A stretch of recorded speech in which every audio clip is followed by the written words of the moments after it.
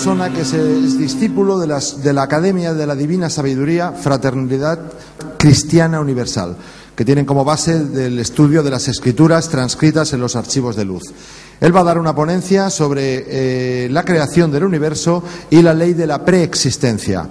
Les quiero presentar al señor Hugo Ontivero. El primer tema, el origen del universo, a mí personalmente me resulta un poco árido, porque es prácticamente aplicando una lógica. El segundo tema, preexistencia, me agrada más, porque es el que se aplica usando el corazón. Voy a iniciar basándome en el tiempo que nos han dado a cada uno de los oponentes para no perder tiempo. El origen del universo. El hombre, para ocupar un lugar en el concierto de la vida universal, debe saber en primer lugar quién es, de dónde ha venido y hacia dónde va. Debe saber su origen y su destino, lo cual lo llevará a comprender claramente la ley de la solidaridad, o sea, la necesidad absoluta de unión y armonía entre todos, para conquistar juntos esa estrella mágica que todos anhelamos, la felicidad. La formación de nuestro sistema planetario. El absoluto o gran todo es energía, es luz y es amor. Tres eternas potencialidades que son las que determinan lugar, época y forma a las creaciones. En una edad que por su extraordinariamente lejana no se puede fijar con precisión, en el vacío más cercano, en el infinito piélago azul, donde la sustancia etérica estaba ya en condiciones de ser fecundada por la energía eterna, y con la cooperación indispensable en toda creación del principio pasivo o femenino y el principio activo o masculino. Es inyectado el fecundo germen en el seno materno, el éter.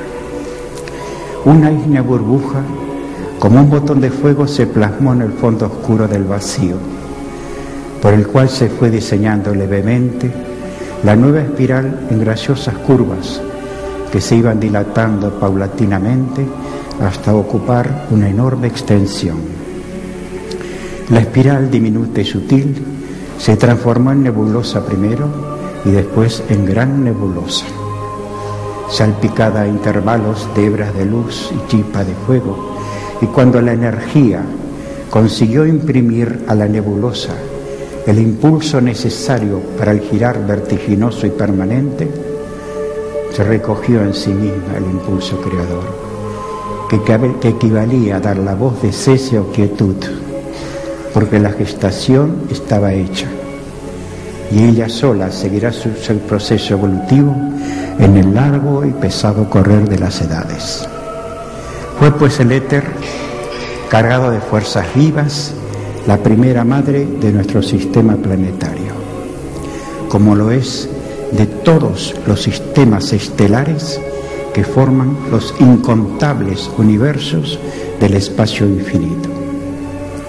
Durante largas edades, la recién formada nebulosa giró, se dobló, se retorció en el vacío, hasta que el vertiginoso movimiento la impregnó de calor, de gases, de fuego, y fue como una inmensa llamarada con locuras de vértigo y ebria de energías que en su formidable rodar sobre sí misma arrojó al espacio lenguas de llamas ardientes, burbujas de gases inflamables que a su vez corrían girando como enloquecidos, cual si buscaran reunirse en grandes masas incandescentes, formando un laberinto de globos de fuego, hasta que la gran masa central venció en la loca vorágine a las más pequeñas, que comenzaron a rodar en torno a aquella, obligadas por las ineludibles leyes de la atracción. Inmensas edades pasaron para llegar a diseñarse nítidamente los planetas mayores, planetoides, satélites y asteroides, que a millares se intercalan entre las órbitas de aquellos, siguiéndoles a veces como cortes de honor de las grandes estrellas, cuya fuerza de atracción les arrastra irresistiblemente a rodar conjuntamente con ellas en el inmenso océano azul. Nuevas edades, imprecisas por su misma inmensidad, caminan sin apresuramiento, que no hay prisa en la eternidad, hasta que aquellos vertiginosos movimientos se van haciendo más lentos y los globos van apartándose lentamente unos de otros a inconmensurables distancias, todo lo cual coopera al enfriamiento y solidificación de aquellas materias gaseosas e inflamadas que pasan a convertirse en rocas de lava, húmedas de vapores incesantes producidos por los globos incandescentes aún. La enorme acumulación de vapores da lugar a la formación de corrientes de agua, lluvias tormentosas cargadas de electricidad que invaden poco a poco los globos en formación.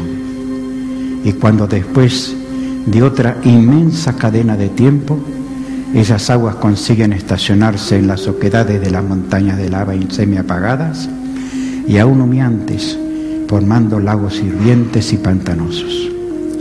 En esa agua cálida y estancada, en huecos y honduras, se reúnen a millones átomos y moléculas vivas y comienzan a crecer y unirse unas a otras como en informes burbujas, dando con tal himeneo llegar a la formación de células vivas, aunque imperceptibles. Esas células se agrupan, se estrechan, se buscan por la ley de atracción, y en esas aguas pantanosas se forman principios de larvas, como gusanillos de goma semilíquida, más densa después, hasta formar diminutas lengüetas de movimientos casi imperceptibles a simple vista, origen primero de la vida en todos los planetas de todos los universos. Es pues el agua la segunda madre en la vida universal. Aquellos pantanos cálidos fueron ensanchándose con nuevas corrientes de vapores disueltos en lluvias, las larvas agrandándose y reproduciéndose por aproximación, y a la vez segregando sedimentos y escorias, llenos de células vivas que a su vez se difundieron en infinitas y variadas formas de vida semivegetal y semianimal, o sea, principios de algas, esponjas y corales. Nuevas edades de incontables siglos pasaron, hasta que las corrientes de aguas pantanosas invadieron las partes rocosas de los planetas, y esas vidas embrionarias, adheridas al lodo que bañaba las rocas, fueron asimilándose con grandes esfuerzos al nuevo medio en que debían desenvolverse. La vida pasaba pues del agua a la tierra, que es la tercera madre de la vida universal. La gestación formidable estaba realizada. Las primeras células vivas se agitaron, formando larvas o gusanos en las aguas pantanosas y en las rocas de lava humedecidas por ellas. En ambos elementos, agua y tierra, se perpetuará la vida desde la larva, del insecto, lombrices de agua y lombrices de tierra. Primitivos antepasados de los grandes monstruos marinos y de los enormes reptiles, primeros habitantes de los globos, que un día será el palacio de cristal y oro del ser inteligente, que se negará sin duda a reconocer como progenitores aquellos ínfimos principios. Manifestada ya la vida sobre la faz de la tierra, la evolución ascendente de las especies inferiores a las superiores es fácilmente comprensible, descontando desde luego millones de años necesarios a cada transformación. 10.000 millones de siglos aproximadamente ha necesitado este planeta para llegar a sustentar vidas y humanidades como las que vemos en la actualidad. En el infinito campo sideral ocurre con los mundos en general, como ocurre en cada mundo con los seres que lo habitan: gestación, nacimiento, edad infantil, adolescencia, juventud, virilidad, ancianidad, decrepitud y muerte. Los globos todos tienen, al igual que los cuerpos orgánicos, dos especies de existencia que se complementan y hasta se refunden como si fueran una sola: existencia energía y existencia materia. La primera es como el alma, la segunda es como el cuerpo, porque hasta la roca inerte tiene aura y vibración propia. La existencia energía, una vez que fue formada por la aglomeración de átomos con células vivas, impulsadas por la tríada divina o poder creador, renovador y conservador, se encarga ella misma de ir acumulando cuanto necesita para desenvolver y acrecentar su existencia material, en forma de que a través de un largo proceso de kalpas y ciclos, de milenios, de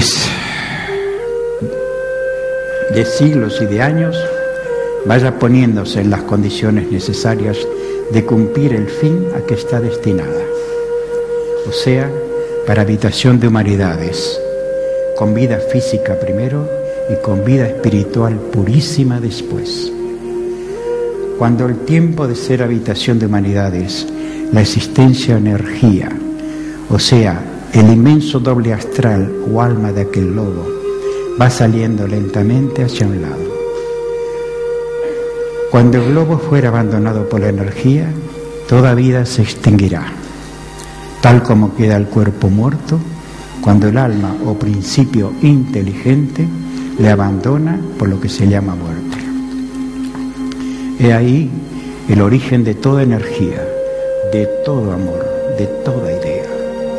Es la causa suprema, la eterna espiral, sin formas definidas, imprecisas, como una esencia que fluye eternamente de sí misma y que da vida a todo cuanto existe en los millares de millones de mundos que han existido y que existirán.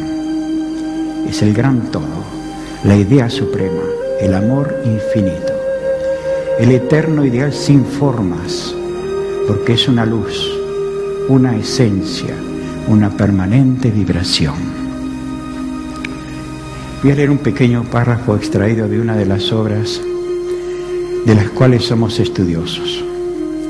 En una asamblea espiritual de los maestros eseños en estado de éxtasis, vieron el desfile grandioso, infinito, inconmensurable de la grandeza del absoluto, del supremo, Dios. Mas no sabían definir si eran ellos los que corrían arrastrados por vertiginosa carrera, o era aquella como cascada interminable de globos de luz de los más variados colores que corría ante ellos. 70 millones de sistemas planetarios vistos en vuestro vertiginoso correr, dijo Samet, el que dirigía aquella estupenda manifestación. Y cada globo encierra innumerables vidas, desde las más rudimentarias hasta las más evolucionadas, y todas ellas respiran, viven y son átomos de Dios que las anima. No comprenderéis al eterno enigma mientras le buscáis fuera de vosotros mismos. Cuando obráis el bien sin violencia, cuando amáis desinteresadamente, cuando lloráis con el que llora y reís con el que ríe, cuando levantáis al caído y derramáis como rocío vuestra piedad sobre el dolor de vuestros semejantes, son pequeñas imágenes de Dios, que es el eterno amor por encima de todas las cosas. Dios no tiene forma definida, solo la materia la tiene. Infinitamente múltiple en sus manifestaciones, que las inteligencias pueden apreciar en todos los mundos. La eterna esencia es luz en el éter, es frescura en el agua, es fecundidad en la tierra, es calor en el fuego, es blancura en la nieve, es perfume en la flor, es dulzura en el fruto, es arpegio en el canto de los pájaros, es ternura, abnegación y heroísmo en las almas amantes, es el bien, la sabiduría y la justicia perfectas en las inteligencias llegadas a la absoluta purificación. En el conjunto de ellas reside el poder creador, la fuerza vital, la voluntad directriz de cuanto vive y alienta en el universo. En nuestra unificación con ellas reside toda la fuerza, toda la luz, toda la belleza que puede tener en sí un espíritu encarnado en planos físicos. Este es el primer tema que he desarrollado en la brevedad posible, porque lógicamente comprenderéis que hay muchísimo más para poder desarrollar. Ahora trataremos el tema de la preexistencia, un tema realmente discutible, un tema que sin embargo nos abre las puertas del país encantado, de la universalidad, de la eternidad, de la unión con Dios. El hombre encarnado en la tierra es un admirable conjunto de espíritu y de materia. A esta última, la materia, la conocemos tan solo por las sensaciones que experimentamos en ella y presentimos que es una maravillosa máquina viva, cuyos órganos, músculos y fibras parecerían tener inteligencia propia, según es la precisión y acierto con que todos cuidan de sus funciones respectivas a los fines para los cuales están hechos.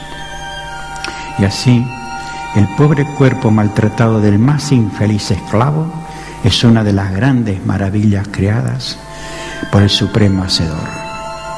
Y si esto es la materia que constituye el cuerpo del hombre, ¿qué no será la parte más noble de su ser, el alma, emanación directa de Dios, a la cual ha dotado en principio de sus poderes y facultades?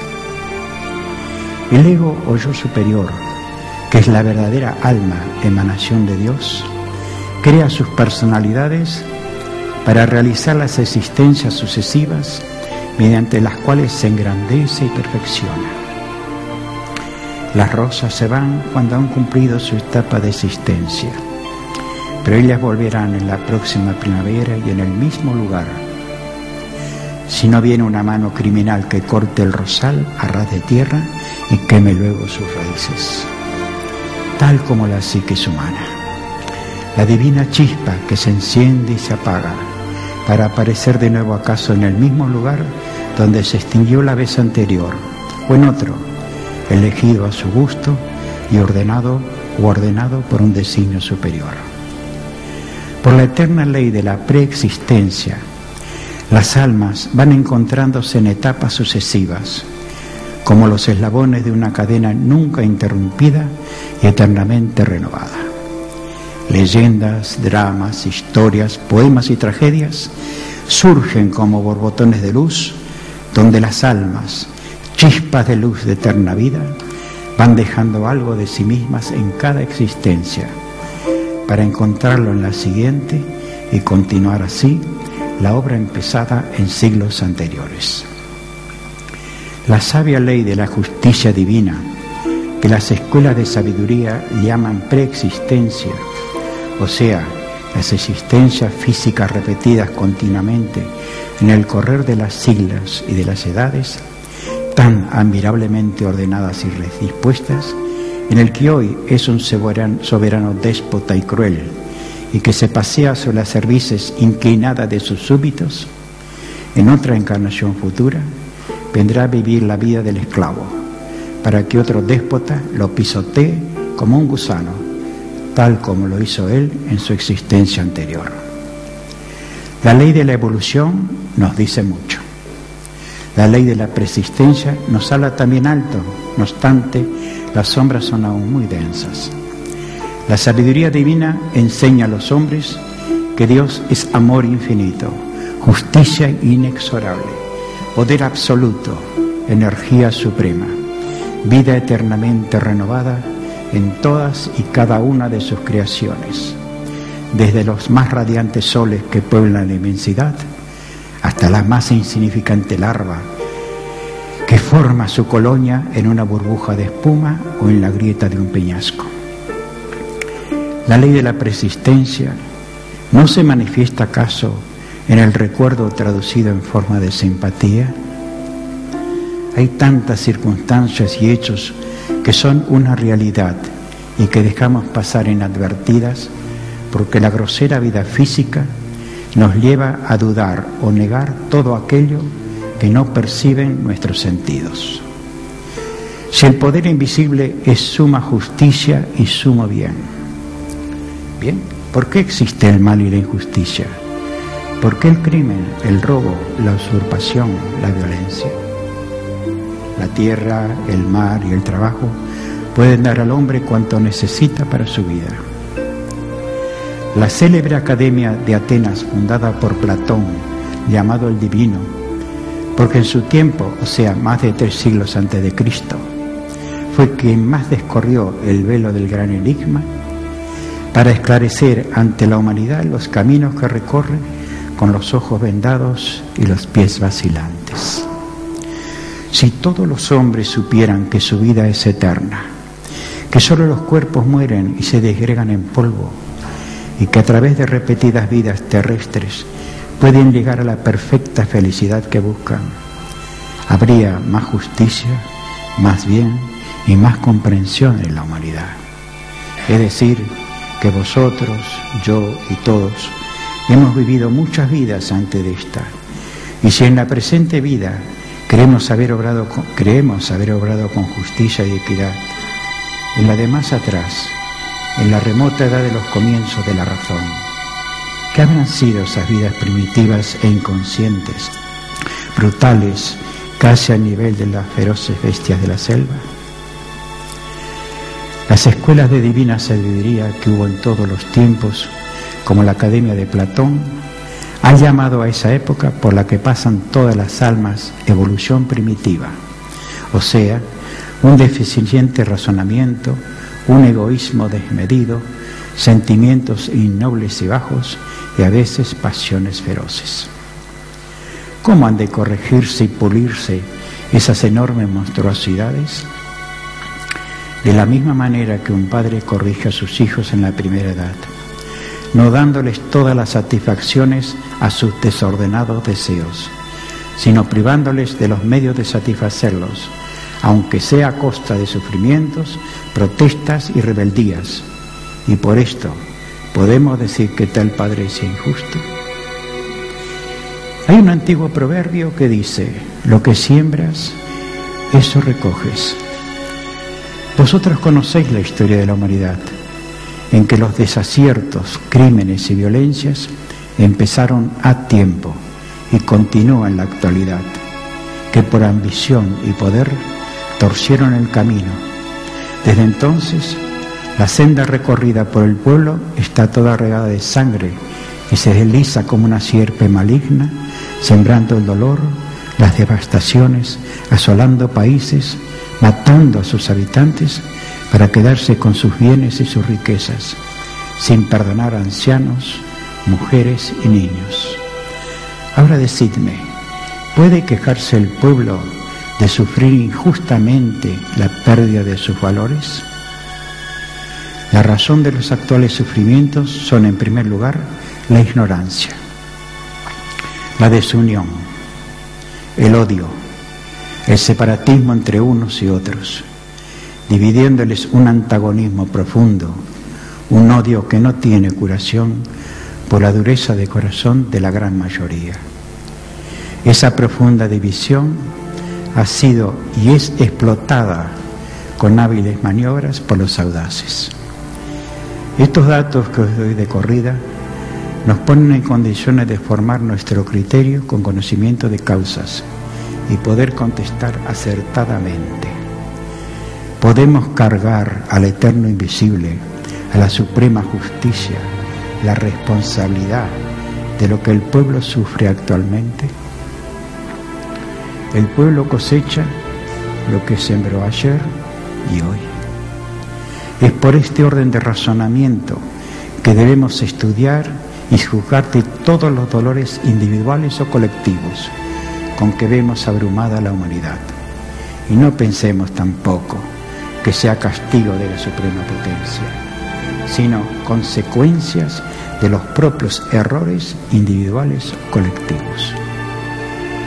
Podrán decirme que los pueblos de hoy no tienen que ver con los crímenes y devastaciones hechos siglos atrás, pero entonces sale ante nosotros la eterna ley de la preexistencia o vidas sucesivas y nos dice: los que hoy sufren la pérdida de sus valores son los mismos que devastaron, diezmaron y mataron a las razas que habitaban la tierra en distintos continentes desde remotos tiempos.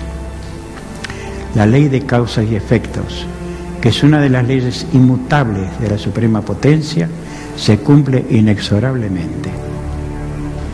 Si ahora apagamos imprudentemente las hogueras y las antorchas que nos defienden de las fieras, ¿podremos con justicia quejarnos si nos vemos acometidos por ellas? Esta ley eterna de la preexistencia hace morir todo reproche, con un interrogante que cae en el corazón como gotas de hierro hirviente.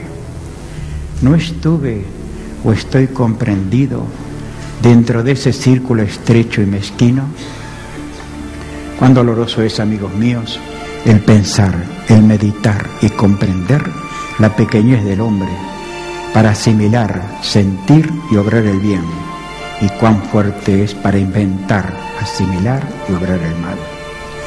Si el hombre entendiera y comprendiera la infinita eternidad de un poder creador, conservador y legislador, la ley de la evolución de todas sus creaciones, la ley de la preexistencia, hasta adquirir el desarrollo perfecto de todas las facultades que traen germen de su divino origen, la ley de la afinidad de las almas, creadora de alianzas perdurables con designios determinados, la ley de la solidaridad, que es armonía perfecta, equilibrio y amor en todos los mundos del universo. Cuán distinto sería el estado moral, espiritual y material de la humanidad. La ley eterna es así: todo ser en la creación universal nace y muere innumerables veces. Ni vosotros ni yo tendremos tantos cabellos en la cabeza como vidas físicas hemos tenido en este mundo o en otros. Hemos recorrido en largas edades toda la escala del progreso eterno y aún no sabemos cuántos siglos tardaremos en llegar al fin. ¿A cuál fin? A la suprema inteligencia, de la cual salimos un día como sale una chispa de una hoguera, y a ella hemos de volver convertidos en llama viva, dice nuestra ciencia divina. Si comprendemos y aceptamos esta sublime fase de la ley eterna, nos será fácil comprender asimismo que en cada una de las vidas pasadas nos hemos probado y ejercitado en todas las formas y aspectos imaginables, porque es así como el alma se forja y se perfecciona.